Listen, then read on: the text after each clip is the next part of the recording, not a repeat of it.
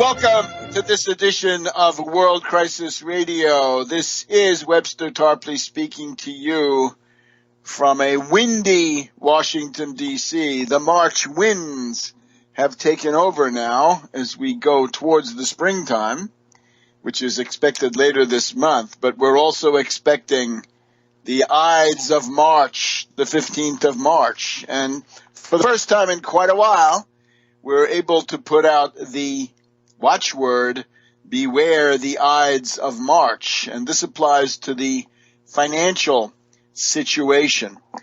And specifically, it applies to the fact that after a period of time from about Halloween 2015, from late October 2015 all through 2016, we have been freed of the recurring nightmare of the debt ceiling. The debt ceiling, the maximum borrowing by the U.S. federal government, right? A favorite tactic, a favorite gimmick for reactionaries to try to interfere with the normal functioning of government and to extort their demands vis-a-vis the executive branch. And it's quite possible that very little in that context will change. So as of March 15th, we will have a federal debt ceiling again, and I don't know who designed this, but it's certainly not good. What we're going to have is a situation where, as of March 15th, whatever the total borrowing of the U.S. federal government has been, whatever it reaches on that morning, I guess, or during the course of the day, however that works, that's going to be the new debt limit. So on the day after, on March 16th, you won't be able to borrow any more money. People who have studied this estimate that the U.S. Treasury generally keeps about $200 billion on hand for spending, and that various measures may have already been taken to try to build up that cushion. But still, that's not going to last very long, generally thought to be maybe enough to get you into April, May, and then part of June, but not even the whole month of June.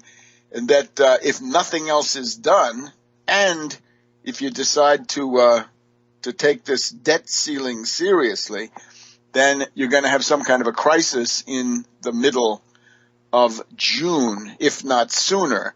Now, naturally, let me get ahead of the entire argument by saying that we here do not believe in debt ceilings. There is no debt ceiling. It's a fraud. It's a sham. It is unconstitutional. It is expressly ruled out by the 14th Amendment that the Union armies fought and died for to free the United States from the oligarchical yoke. One way you do that is to have a federal government that's going to be solvent so that you don't have chaos and the breakdown of society. So it says in there, the public debt of the United States incurred according to law shall not be questioned. That's the one that shall not be questioned, not some other things, as we've heard on various Sunday TV shows lately. The one that shall not be questioned is that the U.S. government has to pay its debts and be solvent. So that's the crisis we can already see on a less than 2-week horizon. So we're going to get to that in the second half. I think that's going to be a very, very interesting one. And it might also revamp the political fronts. But now, in the meantime, we've got to devote our attention to Russiagate. I think there is Russiagate. I'll summarize my position on this in just a few words. I think that the Russian arguments concerning Syria have significant merit. I think the U.S. has certainly gone very far down the road of playing footsie with various irregular forces, right? People that would probably qualify as terrorists. That's one very bad part of the picture. And then, of course, in eastern Ukraine, it will not do to say that those are simply creations of Russian military forces, right? The People's Republics of Donetsk and Lugansk are something real. There really was a kind of middle-class revolution in those places. This is the theory of the analysis developed by the famous Professor Baryshnikov of the University of Donetsk, and I think there's a lot to that. So we don't want to espouse, we're not embracing the U.S. government theory of that, and I am not interested in hearing about Navalny. I'm not interested in hearing the story of Magnitsky or Politkovskaya. These are Russian internal affairs. But after all of that is said and done, we get to this idea of the interference by Russia, the meddling in the U.S. presidential election. That is intolerable. There we've crossed the line. We've gone from areas where Russia has a great deal of right on their side, the Syrian case, the Ukrainian case, the Crimean case. But once you get into this stuff of meddling in U.S. internal affairs, that's a whole different kettle of fish, okay? And it's clear enough, right? Foreign policy, one thing, but domestic meddling is another. And then, including in the realm of foreign policy, the commitment which seems to be there to break up the various multilateral organizations, and to simply do that in a kind of, what can we say, abortive, chaotic way. No. NATO, I'm a big critic of NATO, absolutely. Going back, to the Moro assassination and so forth. But that doesn't mean that this is simply going to be subjected to a wrecking ball. And the European Union. The European Union, say what you will, has more or less kept the peace in a continent where that had not been the case, right? It's 75 years or so since the end of World War II. There's really been no war in at least Western and Central Europe, and that's a real achievement. And it took 2 world wars to get people to the point where they could accept that that kind of an arrangement was a good thing. You don't want to simply go out and wreck that and toss it away. So therefore, we are not interested in Russophobia. We are, however, interested in the non-interference in the internal affairs of sovereign states, which is one of the leading corollaries of the United Nations Charter. And unfortunately, what has been alleged about the United States' internal situation, Russian meddling and interference, we see that being acted out now vis-a-vis Madame Le Pen, where it doesn't seem to be deniable anymore that the Russian government is doing everything it can to get Madame Le Pen elected president of France, and therefore this guy Macron, whatever he is, they don't want him because he seems to be pro-European. And again, this is a matter for the French, but not for foreign interference. And we could also say that when it comes to Madame Merkel, there seems to be a decided animus against her, and I'm sure an animus will emerge vis-a-vis Martin Schmidt of the Social Democrats, who seems to be an even more formidable candidate than her this time around. But the xenophobic party, the anti-immigrant party, seems to be stagnating, and we can expect, therefore, that various initiatives will be taken to try to change all that.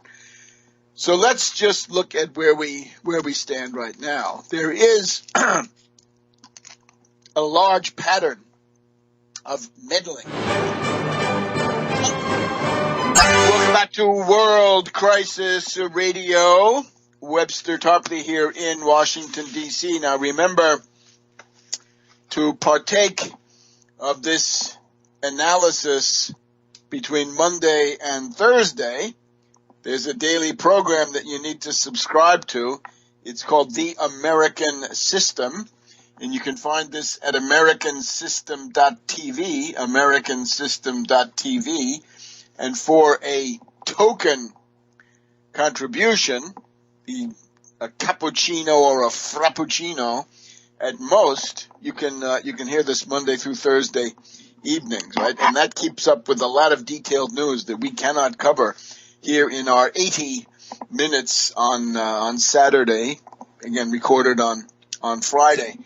So please, to support my work and to carry forward this kind of analysis, please do subscribe to that. But now, what do we have? Attorney General Sessions has recused himself. This was long overdue. This was overdue, well, as long as he's been in office, right? How many days that is. He should have done that on the first day or in the first hour, because it's clear you can't investigate yourself, and there are some pretty powerful binding rules in the Justice Department that show you when you have to butt out of one of these investigations. Overnight, the White House has put out some tweets where they talk about a witch hunt, that somehow the process of leaking is a witch hunt. And unfortunately, in a moment which I personally experience as painful, Russian Foreign Minister Lavrov, who really deserves something better than this from this situation, he repeats that it's a witch hunt, and he goes further. He says this is reminiscent of the McCarthy period in the United States. Let me see if we can do justice to this with a couple of quotes. He's not happy about CNN. Interesting, he picks this parallel to others. I refer to a quote spread in the media today. I guess it's the one that I just mentioned. All of this looks very much like a witch hunt, or the days of McCarthyism, which we long thought have passed by in the U.S., which is a civilized country. So it's a witch hunt. Now, unfortunately, two witches have been more or less identified, right? One witch was General Flynn, who has now been forced to resign, and then Sessions. And the problem with this stuff is, as far as I'm concerned, it's not that you talk to the Russian ambassador. The Russian ambassador's job is to make contacts, to find out what people think, and then to write reports for the foreign ministry in Moscow, which are then read by the Kremlin, right? That is what diplomacy is. That's what all diplomats do, all ambassadors. That comes with the territory. That is the intrinsic nature of this job. No, the thing that got Flynn in trouble, in terms of the media, right, in terms of the technicalities of this, is that he fibbed about what he had done. He had not told the entire story to Vice President Pence, right? That was the explanation given.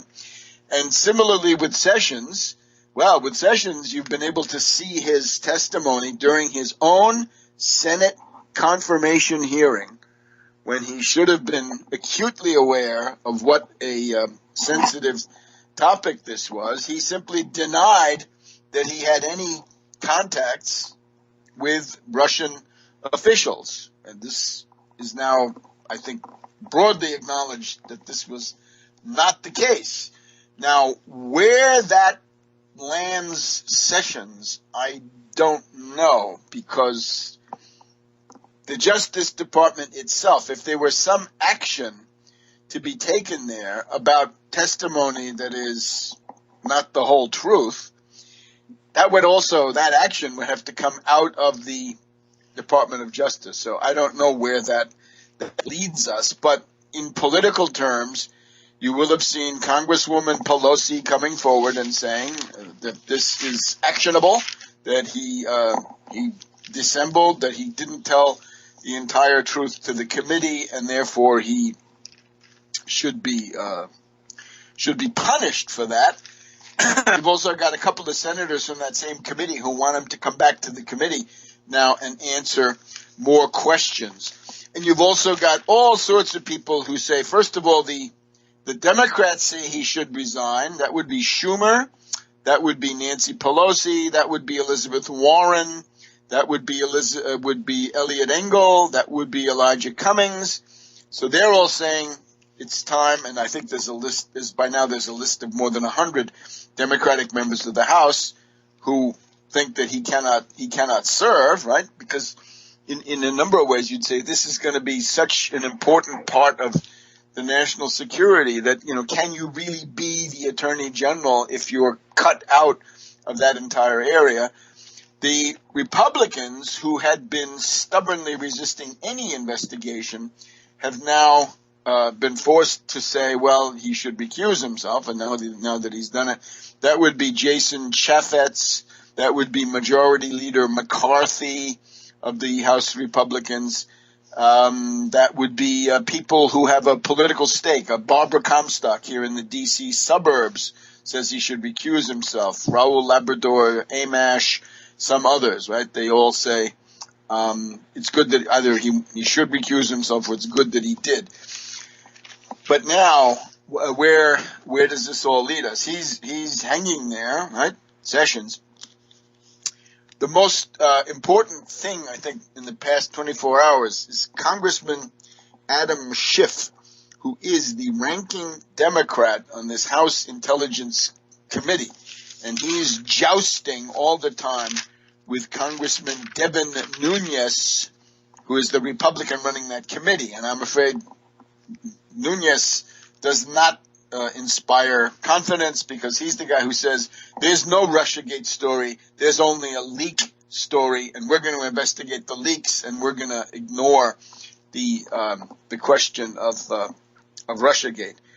Now, these people, of course, in terms of double standards, these are the ones who carried out 7 or 8 Benghazi inquiries, but now somehow what is now alleged is not important. And of course their Benghazi inquiries found essentially nothing, right? Nothing they could turn into any action, indictments, criminal referrals, nothing of the sort.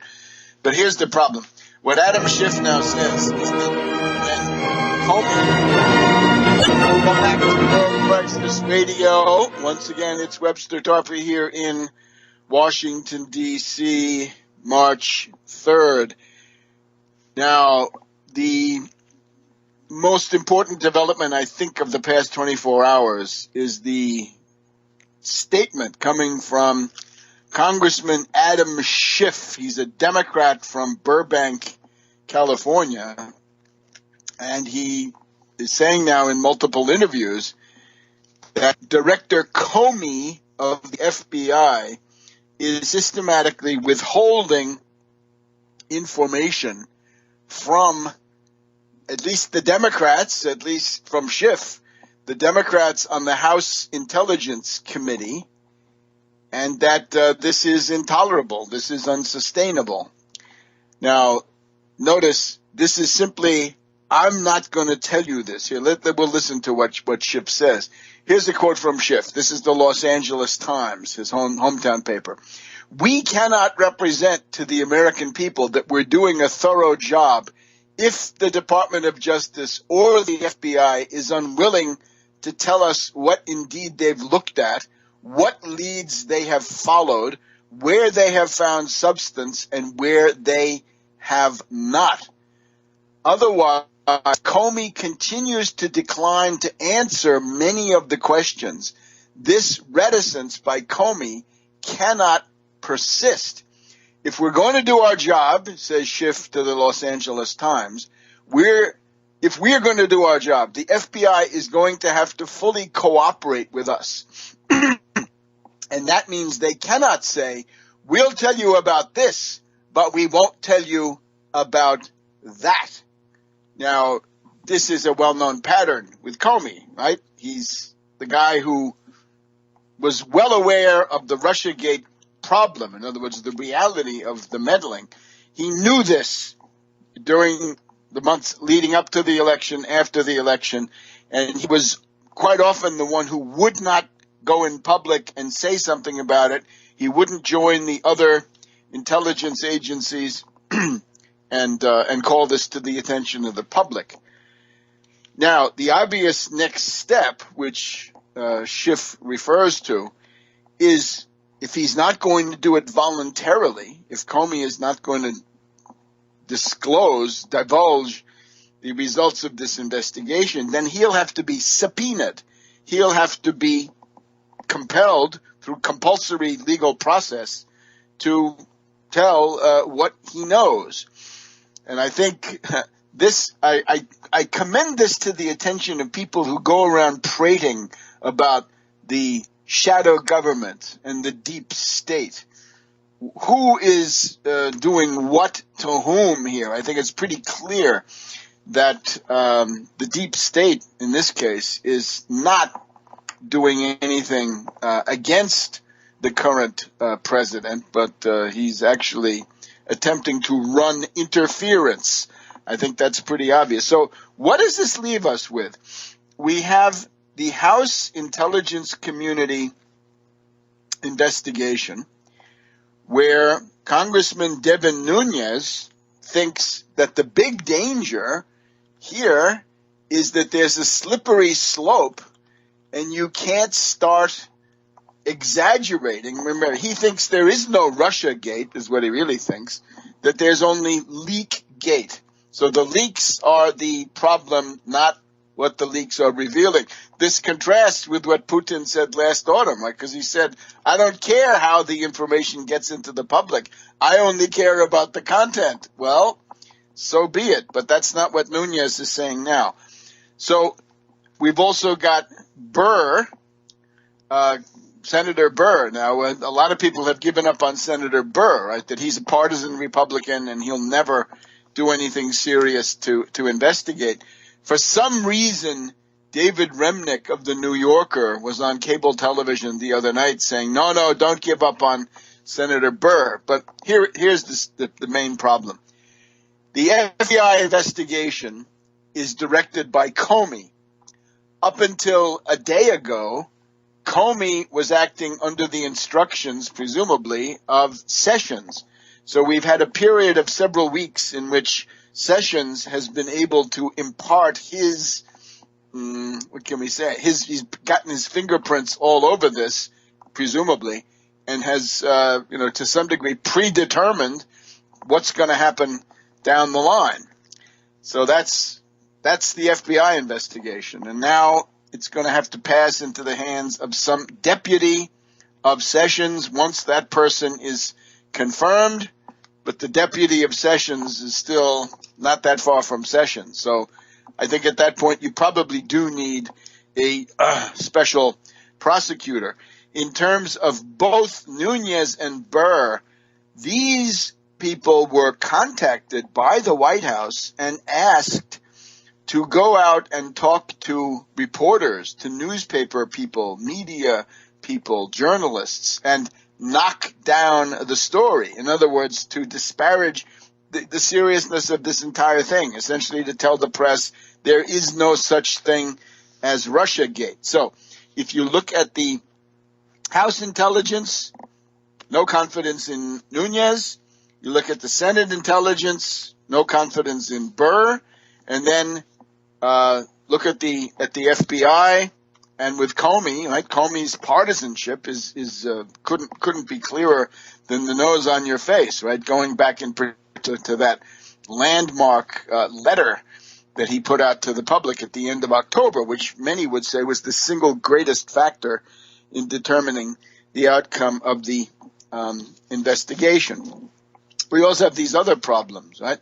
That the FBI, we're told now, Wall Street Journal of yesterday, says that the FBI was already investigating Sessions previously. It's not clear going back how far.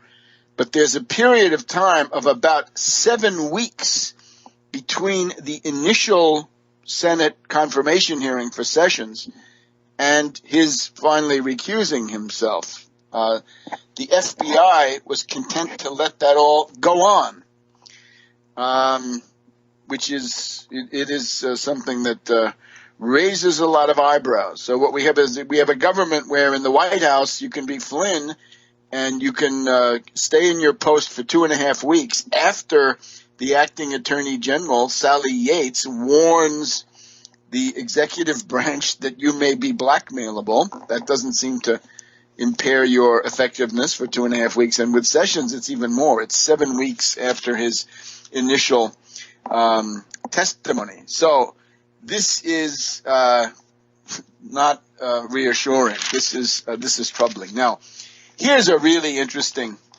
view of this entire thing. We have Andrei Kozyrev, Kozyrev. He is the former foreign minister of Russia. He was the foreign minister of Russia under President Boris Yeltsin. This was 1991 to 1996, so 5 years in the post.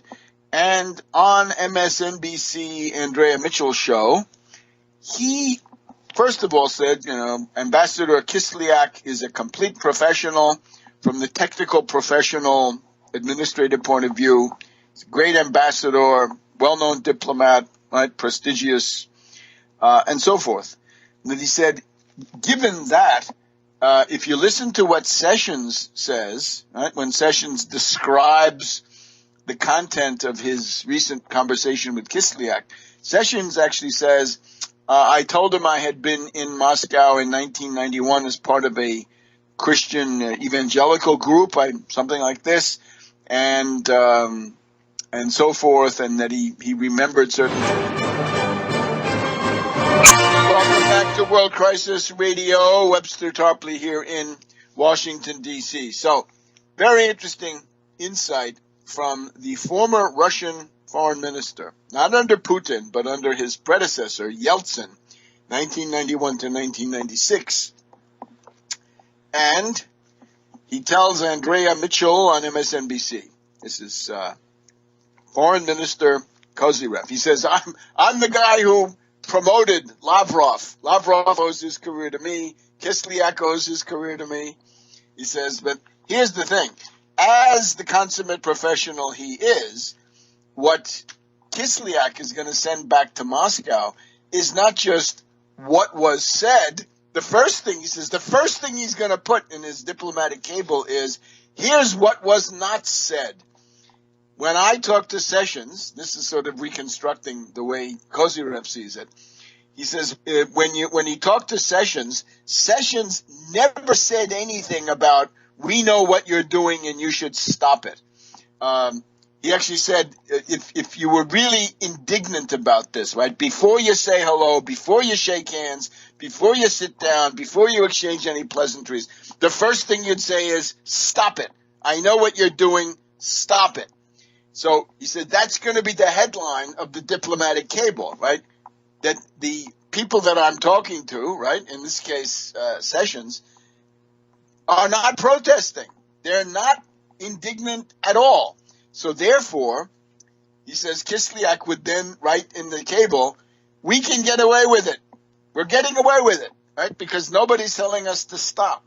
So as people have heard, right, when Obama talked to Putin, Obama says that he told Putin, cut it out. I know what you're doing. Cut it out. And don't you dare try to tamper with the actual vote count, which was, I guess, little enough. But in this case, there's nothing about cutting it out, right? There's nothing about anything like that. So, again, according to a veteran reader of diplomatic cables, the most important thing in that meeting with Sessions is what he didn't say. And if you look at what Sessions is able to reconstruct some parts of the meeting, but not others. And the bedrock contention of Sessions is we didn't talk about the election. Because remember, Sessions is saying, I met him in my capacity as a United States Senator on the Senate Armed Services Committee. I did not talk to him in my capacity as a surrogate for the Donald Trump campaign. So not about elections, but about other presumably technical matters like disarmament, whatever it might have been, New START, lots and lots of topics could have been important. But that means if you didn't talk about the election, you did not protest against the meddling. And with that, you have sent the most eloquent message of all. So, really interesting. And you could see this guy Kozyrev is is an expert who's been around the block a few times. All right. We're told that the State Department finally, after one of the longest hiatuses in decades, maybe since World War II, I don't know, that they're gonna start the daily briefing at the State Department once again. And this reminds us now of we got philosophical doubts being raised all over about the Tillerson, the role of Tillerson in this administration, right? Because we've had the Trudeau meeting, apparently, we've had the Abe meeting, we've had the Theresa May meeting, and Tillerson has not been invited. And various commentators, people who worked for Kerry, people who worked for others, say that previous secretaries of state, Hillary Clinton, I'm sure, they would have been pounding the table, demanding to be included in these meetings, and instead Tillerson really doesn't say anything. And they asked him yesterday, we've got a situation where the budget cuts for the State Department are large, right? The State Department budget is set to be cut by 37%, according to recent statistics. The EPA, Environmental Protection Agency, is facing a 25% cut, but the State Department faces a 37% cut. Now, this is probably the area of foreign aid, USAID, and related things. But still, that is a really draconian cut, right? A cut of 37%. There is a statement by upwards of 125 retired generals and admirals, military guys, and they join what has been argued by secretaries of defense in recent years, right? Be it Gates, be it Panetta, be it the guy from the senator from Nebraska who was Secretary of Defense for a while, right? Senator Chuck. They're arguing that if you cut the State Department budget like that, in other words, your whole foreign aid budget and your diplomatic budget, because some of that is going to get cut too, you're going to have to close consulates, you're going to have to close certain embassies even. That is your soft power, and that means that you will then, according to one of them, right, you then have a choice between talking to people, right? Diplomacy is talking to people, and if you're not going to talk to them, what's the alternative, right? The alternative may look to some of these characters like military action. Now, you may remember this thing from General MacArthur in Japan, right? When there was a food shortage in Japan in the first year or two after World War II, MacArthur said, look, you gotta increase the amount of food aid that's coming in here. And the State Department and the Truman administration dragged their feet. MacArthur sent a simple cable saying, give me bread or give me bullets, because if you don't give me the bread, there's going to be an uprising, a rebellion, and we'll be back in a situation of war. Another version is the Churchill one. Jaw is better than war. So it's better to have diplomats than it is to have exclusive reliance on either nothing or military action only. Now, Senator Graham of South Carolina says that the proposal to cut the State Department in that way is dead on arrival. It will not work, and he calls into question the entire thing of increasing the in particular, he calls into question the idea that you pay for everything through cutting the State Department. So this is a part of the picture that we now have. So you get the idea. Now, in terms of witch hunts, the Department of Homeland Security Intelligence Unit has been leaking fascinating documents, right? Last week we talked about, I think on this program, but certainly during the week, we talked about this document from the Department of Homeland Security Intelligence Unit where they say, look, to rely on people's country of citizenship or country of origin, country of birth is what it usually comes down to, but country of citizenship, to rely on that to try to predict whether they're going to turn into terrorists or not is not reliable. It won't work. So therefore, singling out the 7 countries or the 6 countries, right? If Iraq has been removed from the list, then we're down to 6 countries. How are you going to be able to do that? Because the country you come from doesn't predict anything, right? So it's one of the many avenues of criticizing the ban on refugees and immigrants. Now, Maddow last night on MSNBC has this document, another leaked document from the same intelligence unit, the Department of Homeland Security, and this one argues that you can't expect to identify possible terrorists in advance by using extreme vetting. Extreme vetting won't work. Welcome back to the second hour of World Crisis Radio. This is Webster Tarpley in Washington, D.C., urging you to keep abreast of this analysis from Monday through Thursday by subscribing to the American System. And you know it's Hamilton. We have Hamilton. We had Hamilton before Hamilton was cool. But this is the American System, and that is a school of political economy and really also of philosophy, I would have to say, because you have a theory of value and a theory of knowledge. You pretty much have a philosophical system. So we have that, and you can get the fruits of it. Go to americansystem.tv, americansystem.tv, and come on board. The price of a couple of frappuccinos per month, 50 cents per show in the economy variant, 80 cents per show for the sustaining membership. So please go there, americansystem.tv. So we've got the leaks coming out of Department of Homeland Security. Maddow was really, she's been brandishing these reports. We're told that Spicer in the White House is asking the staff to show their cell phones and to submit those to a check to put them in the basket at the beginning of a staff meeting. Mnuchin at the Treasury is reported to have scared a lot of his staff by talking about, you know, how ferociously they're going to try to deal with leaks. Leaks. Gee, you'll remember this program, I think,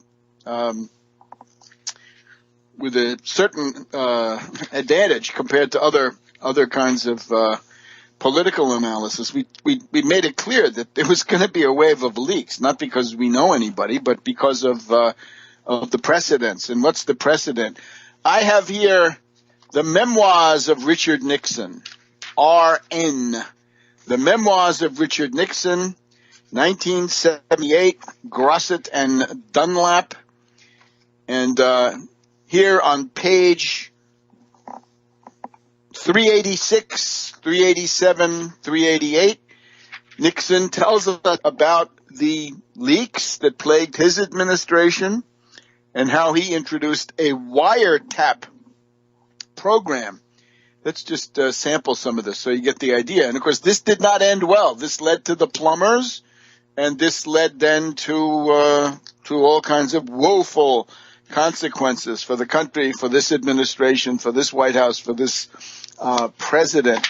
So on April 22nd of 1969, the New York Times ran a story based on the administration's planning sessions for the coming disarmament talks with the Soviets. 2 days later, they had a detailed report on deliberations about whether the U.S. should put an intelligence ship off North Korea.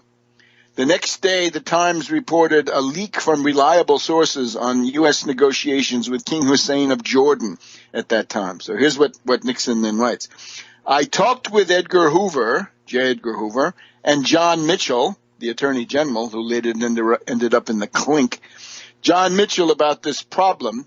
Hoover's 3 suggestions were to conduct background checks on those suspected as possible sources of leaked information and to have them tailed or to place wiretaps on their phones. wiretapping in those days, according to J. Edgar Hoover, was the only really effective means of uncovering leakers. He told me that tapping had been authorized by every president, starting with FDR. So Nixon continues, it was decided that when leaks occurred, Kissinger would supply Hoover with the names of the individuals who had access to the leaked materials and whom he had any cause to suspect. I authorized Hoover to take the necessary steps, including wiretapping, to investigate the leaks and find the leakers. And later in this analysis, Kissinger sends the FBI, Hoover, the names of 4 individuals who had access to leaked materials. They installed 4 wiretaps. And then Nixon writes, I wanted maximum secrecy on this wiretap project, and I also instructed that the taps would be taken off as soon as possible. I knew that a leak about wiretaps would be a blow to the morale of the White House staff, and provide a potent issue for domestic anti-war groups and a propaganda weapon for the North Vietnamese. In fact, the average number of warrantless wiretaps, page 388, warrantless wiretaps per year during the Nixon presidency was less than in any administration since Franklin D. Roosevelt.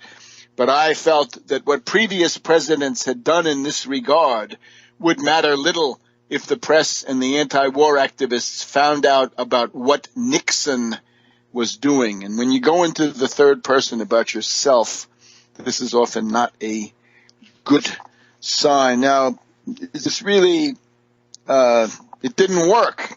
When our efforts to discover the source of the leaks failed, and it failed, we began conducting our foreign policy planning in smaller groups.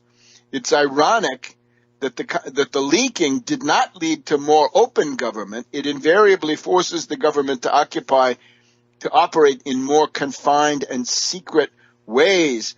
Thus it was that the widely reported impression of a Nixon administration paranoia, in quotes, about secrecy developed. Secrecy unquestionably exacts a high price in the form of a less free and creative interchange of ideas within the government, but I can say unequivocally that without secrecy there would have been no opening to China, no SALT agreement with the Soviet Union, and no peace agreement ending the Vietnam War. So that's Richard Nixon in his memoirs from 1978. So that's the context. Now, in terms of dangers, we should be aware concerning Korea, the London Independent and I think originally the Wall Street Journal were aware of a threat that K.T. McFarland, who apparently remains in the National Security Council, despite the coming of McMaster and despite everything else that's happening, she wants to think outside the box concerning North Korea, the DPRK. She wants to go outside the mainstream thinkers and develop some options. And pretty clearly implied in these articles that the military option is back on the table. Concerning Syria, there was this United Nations Security Council resolution this week, which was just a rehash of the old stuff, right? The discredited story of the Ghouta massacre of, August of 2013 and a bunch of these other things. And that was, of course, vetoed by the Russian Federation and by China. What this shows, though, is that at least in those terms, right, at the UN, very little has changed, that the singing tomorrows of international cooperation have somehow not yet arrived. And we're also seeing this escalated, it's a commitment to gratify Saudi Arabia, the U.S. carrying out many airstrikes overnight against al-Qaeda in Yemen, as we're told. And we had the visit to the aircraft carrier Gerald R. Ford yesterday. The U.S. right now has 11 aircraft carrier battle groups. 10 of them are based in the U.S. One is homeported in Japan. The administration wants to get back to 12 aircraft carrier battle groups. There is a debate about the possible obsolescence of the aircraft carrier as such. Let's get back to Russiagate for just one last aspect here in just a minute. Welcome back to World Crisis Radio. Once again, it's March 3rd here in the afternoon in Washington, D.C., where the March wind is blowing. Concerning Russia, again, I found this statement by Lavrov painful to read. It's just unfortunate, right?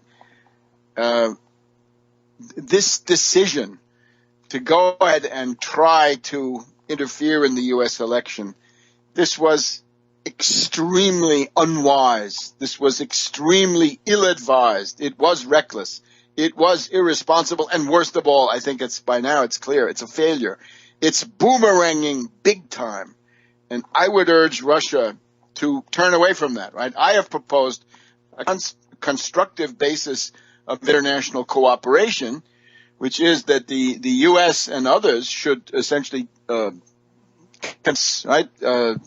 do it in maybe the Truth and Reconciliation Commission model, right, from South Africa.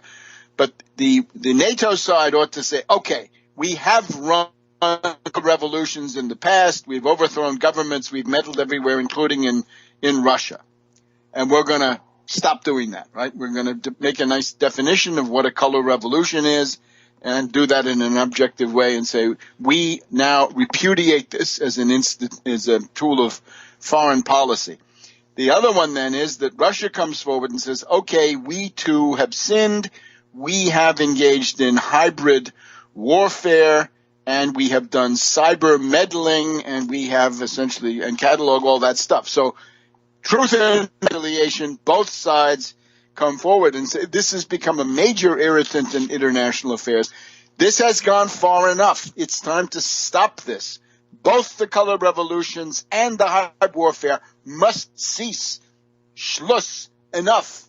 It's basta, right? We don't need any more of this. It's more than enough.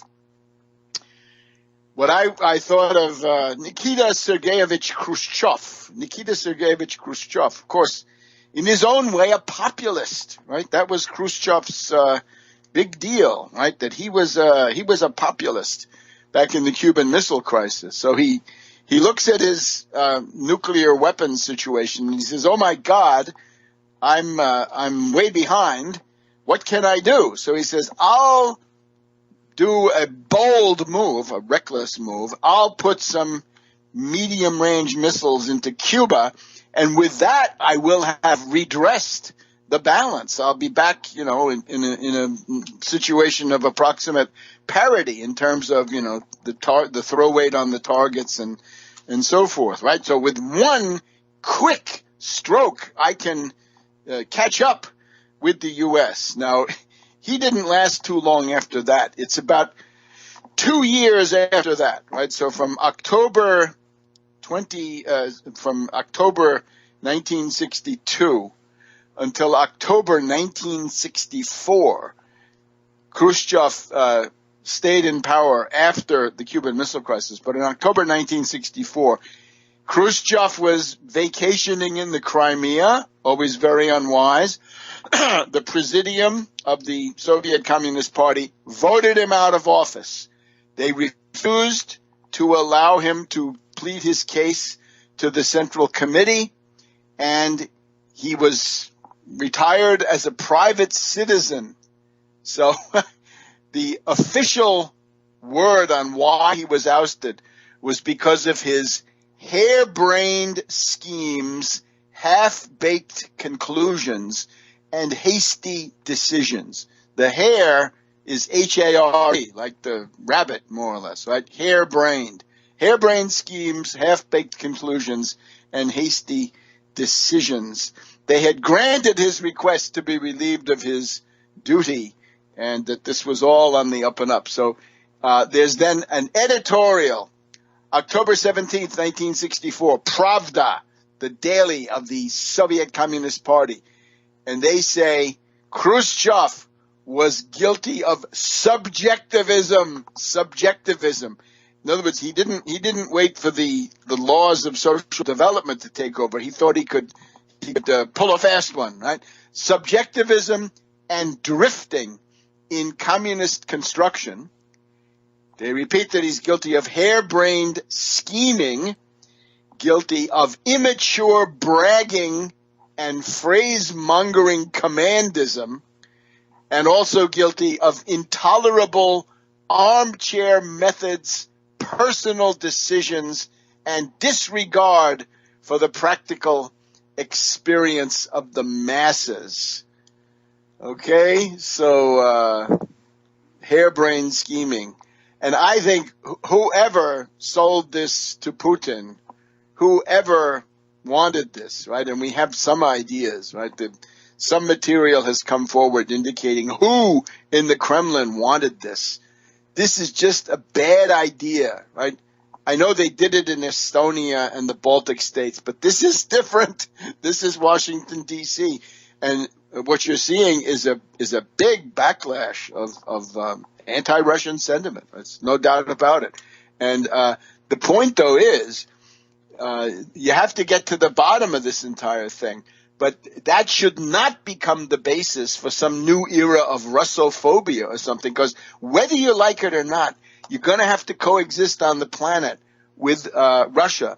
And you might as well, as you pursue the investigations now, also realize that you've got to keep a door open to go into the future, which is, in some ways, that's what I'm trying to do. I'm trying to say, why don't the Russians figure out who foisted this silly method on them and make sure that those people get to spend more time with their families or more time in the Crimea or whatever that is. Now, as time goes on, we're going to try to get to the bottom of this, right? A couple of very high-level Russian officials have been arrested lately. We don't know what happened to them. And then there is a pattern of Russian diplomats who have been assassinated in a number of parts of the world. And we don't know how that all fits together. At least I don't. But I think that is something that ought to be known. So it's important to get to the bottom of everything. But that does not mean that you have to make Khodorkovsky into a hero, or that you have to buy into the notion that Navalny should be the next president of Russia. No, I think that is the wrong kind of answer. Once again, my constructive proposal: an international treaty banning color revolutions and banning hybrid warfare and the associated cyber warfare. Now then, changing gears, moving forward in our next segment here, back in a minute on World Crisis Radio. Welcome back to World Crisis Radio. Now, we have 2 segments left, and in these 2, we've got to do justice to what could be one of the main events of 2017, and that is this question of instability, the potential for surprise events in the financial markets. Now, we start from analysis we've developed on the other program, on the American system, during the course of last week. And that is this question of the real economy of the United States. Now, remember, whenever you're dealing with financial analysis, you cannot only look at the financial side, right? The amount of derivatives, the stock market, the prices, and things of this sort. You've also got to look at the underlying real economy, which is the area where we have production, we have purchases, we have consumption, we have the world's work getting done, right? In other words, agricultural, industrial, mining, and other kinds of production. And what we find here is by now, I hope it's widely known, the retail apocalypse. And what this is over the past 2 years, let's say, we've had about 6,000 department stores of all sorts shutting down. and I have to jump ahead because a lot of people at this point are saying, oh, yeah, well, internet competition, e-commerce, those brick and mortar places are going to shut down. No, sorry. We have good analysis, good analysts, right, who know the retail sector, who say about 1/5 of these closures can be accounted for with this argument about e-commerce and internet competition. But the 80%, right, 4/5 of the decline has got to do with the fact that the average person's disposable income is falling, and it has been falling especially since about 2015. And we have one of the people that you want to take a look at in this context, right, since we want to show you references, this guy David Stockman, the former OMB director for Ronald Reagan in the first term, when his activity was not especially successful from my point of view. He's probably a better analyst right now than he was in those days. So he wants to show you a chart. The reason consumers are not shopping, in other words, shoppers aren't shopping because real incomes are dropping. See if you can remember that. Shoppers are not shopping because real incomes are dropping, and he shows you that the rate of change year over year percentage in real disposable personal income, buying power, as we would put it, consumer buying power, has declined from about 4% increase per year in about 2015 to about 1.5% now. So it's falling.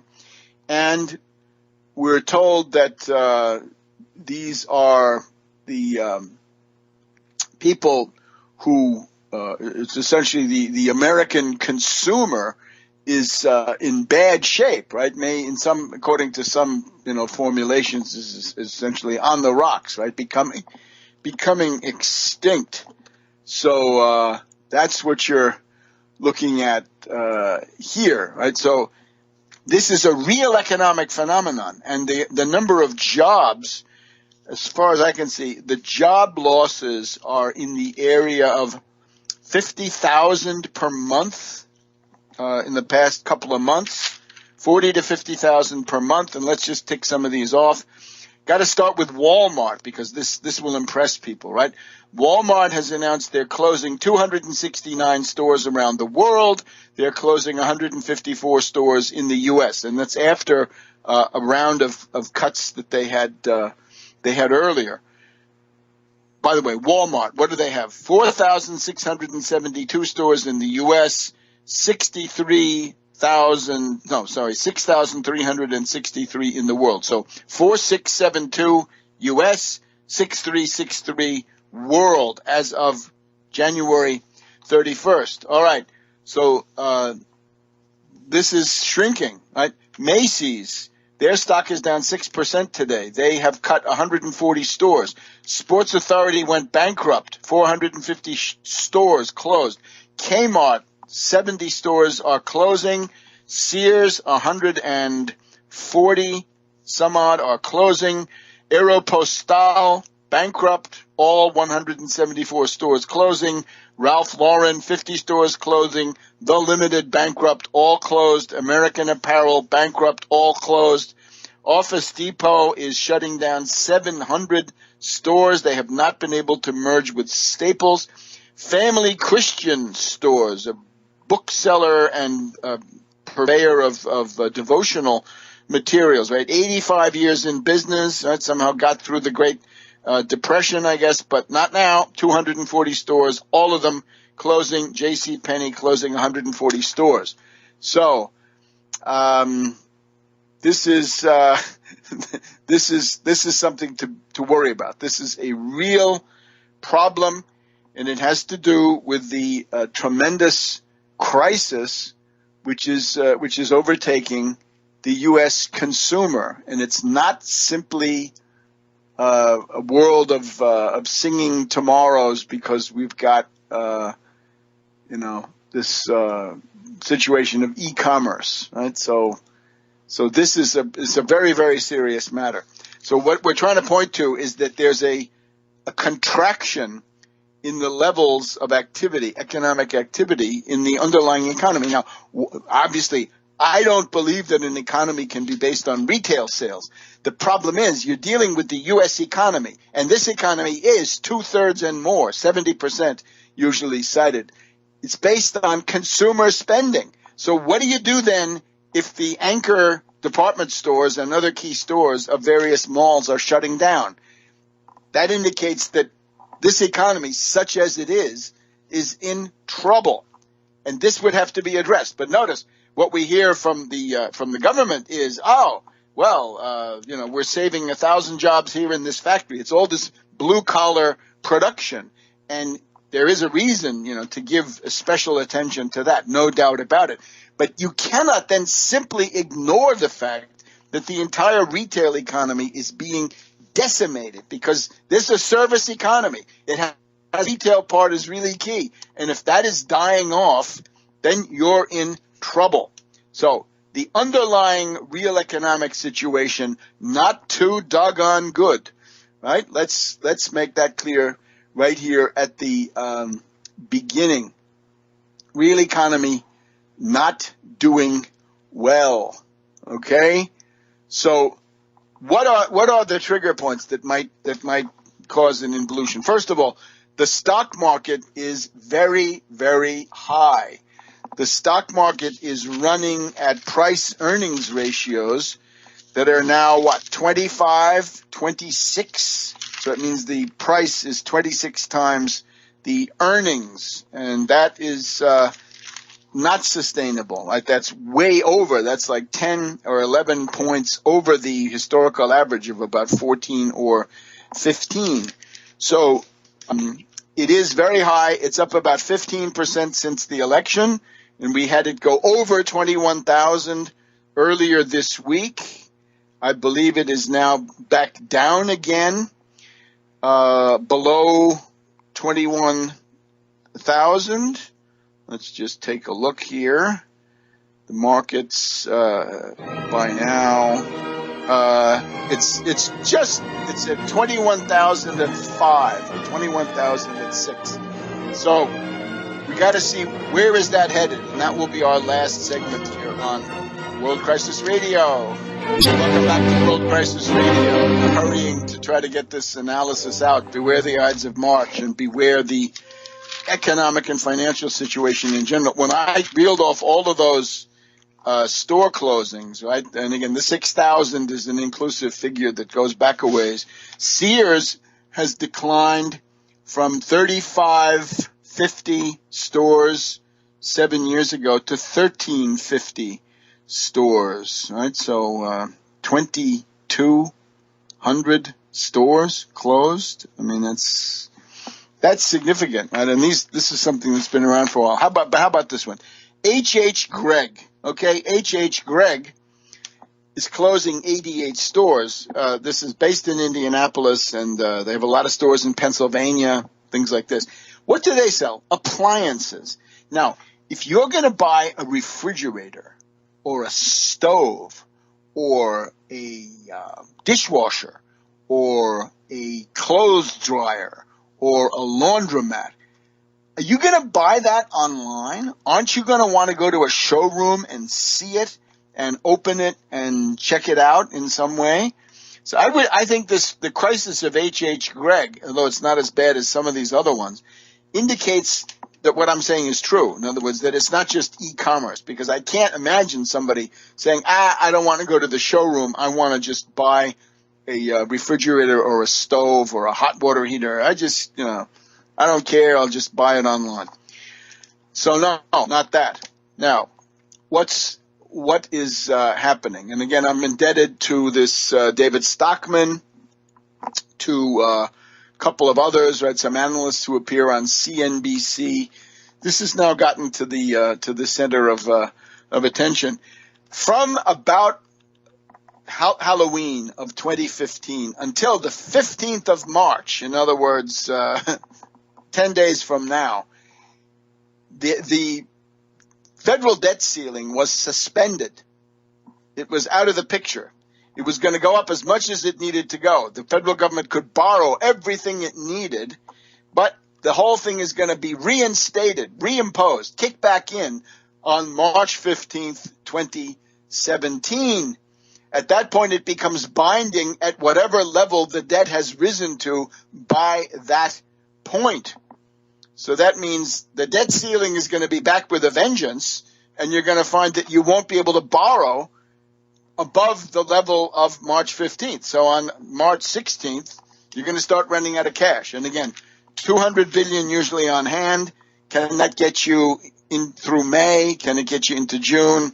That's about all it does because of the rate of spending. Now, there's also, in the meantime, there's the 28th of April, which is when the budget authority runs out, the spending authority. This is when a government shutdown could occur. But the March 15th, the Ides of March, bring with it the threat of default, national bankruptcy, run out of money. The one on April 28th poses the question of a government shutdown with all the tremendous dislocations involved there. Both of these together, obviously, another debt downgrade and all the rest. Now, as of right now, we're dealing with a situation where the world somehow thinks that U.S. Treasury bills are not going to be worth as much in the future as they have been. We have what is called the largest net short position on Treasury futures in all of history.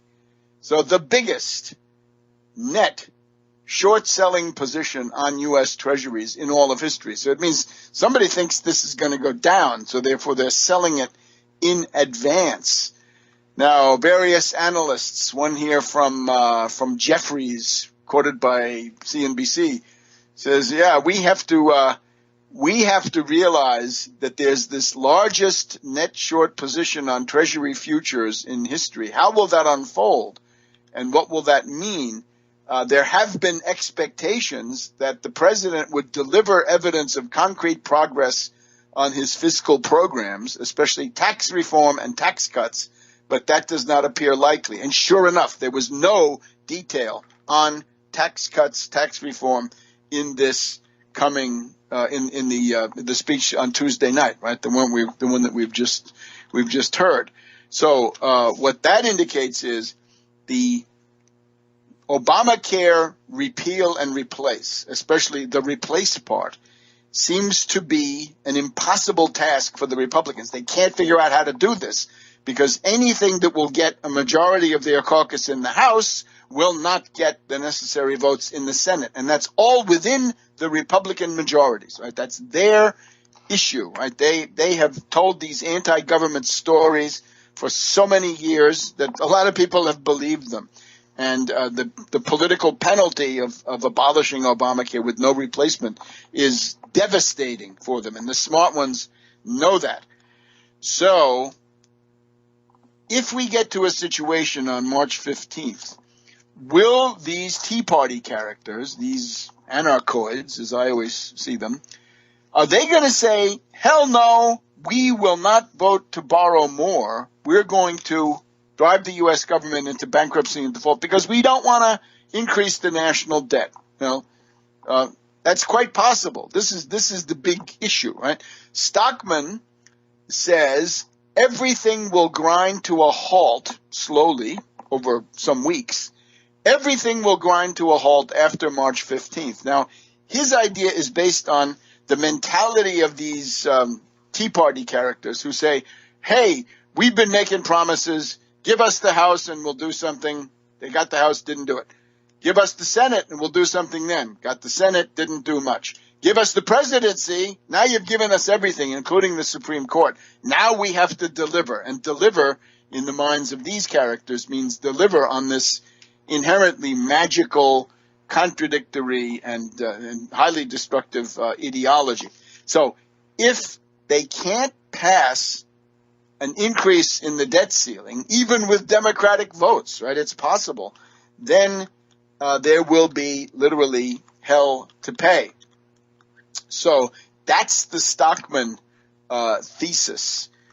and of course pointing to the declining state of the real economy as seen through the retail apocalypse. Now, these voices, right, the bears are coming forward more and more. One of the things that a lot of them point to is that the program supposedly of the new White House is that there's much too much being assumed here, right? That what are you going to do? You're going to have $1 trillion or half $1 trillion on infrastructure. That's really not a serious promise, but it might happen. $54 billion a year in increased defense spending, a $25 billion wall. You're going to get rid of Obamacare. I guess that would save you some money, or better yet, it would roll back some taxes, which seems to be the principal interest in this. But anyway, when you add up all the things that are now being promised, you'll see that it's impossible, and a huge tax cut. Now that's the heart of the matter. The one that the legions of greed really care about, the Wall Street guys, is they want that tax cut.